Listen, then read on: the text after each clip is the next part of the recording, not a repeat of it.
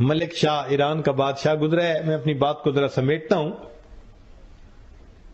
وہ اپنے پولیس والوں کے ساتھ ایک مرتبہ 3 دن جنگل میں شکار کھیلنے کے لیے چل رہا. پولیس والوں نے وہاں ایک گائے دیکھی جو چر رہی تھی اور کوئی بندہ ساتھ تھا نہیں. انہوں نے اپنے آپ میں ہی سوچ لیا کہ یہ شاید آزاد گائے ہے. چلو انہوں نے اس کو پکڑ کے ذبح کیا اور اس کا گوشت انہوں نے بھون کے کھایا. وہ گائے ایک بڑھیا کی تھی.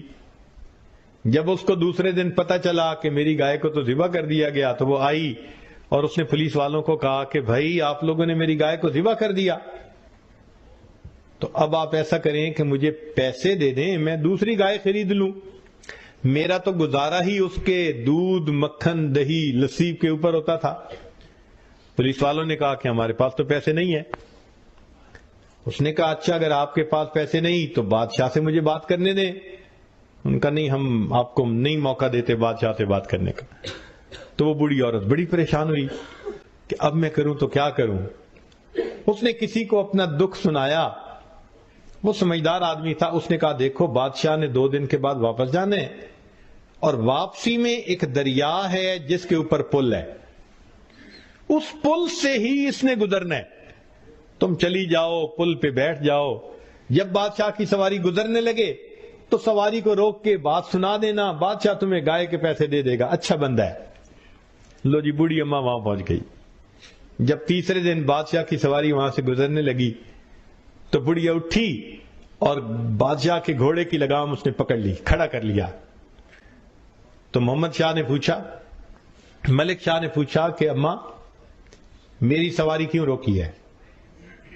تو بڑھیا نے اس وقت اس کو ایک بات کہی کہ ملک شاہ میرا اور تیرا ایک معاملہ ہے. ملک شاہ میرا اور تیرا ایک معاملہ ہے.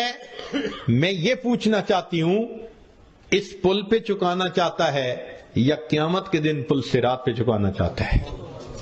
کہتے ہیں کہ بوڑھیا نے جب یہ بات کی نا تو اس کی آنکھوں میں سے آنسو آ گئے.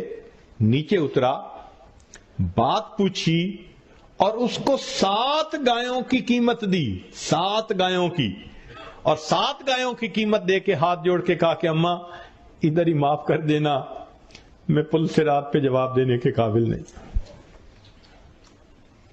ہم نے اللہ کے جن بندوں کے دل دکھائے ہیں دنیا میں ان سے معافی مانگ لینا آسان ہے، ورنہ کل قیامت کے دن اگر پل صراط پہ ہمیں کھڑا کر لیا گیا تو ہمارا کیا بنے. اسی لیے قرآن مجید میں ہے کہ کچھ لوگ ہوں گے اللہ تعالیٰ کے سامنے سے جب جائیں گے نا، آپ نے دنیا میں دیکھا نا ایئرپورٹ پہ سکیننگ مشین ہوتی ہے، ایک ایک کر کے جاتے ہیں تو جس کے پاس کوئی مٹیلک چیز ہوتی ہے تو بیپ آ جاتی ہے تو وہ پھر اس کی تفتیش کرتے ہیں، اور جس کے پاس کچھ نہیں ہوتا وہ سیدھا گزر جاتا ہے. قیامت کے دن اسی طرح ہوگا. ایک ایک بندہ جئتمونا فرادا کما خلقناکم اول مرہ، اللہ فرماتے ہیں ایک ایک کر کے تم میرے سامنے سے جاؤ گے.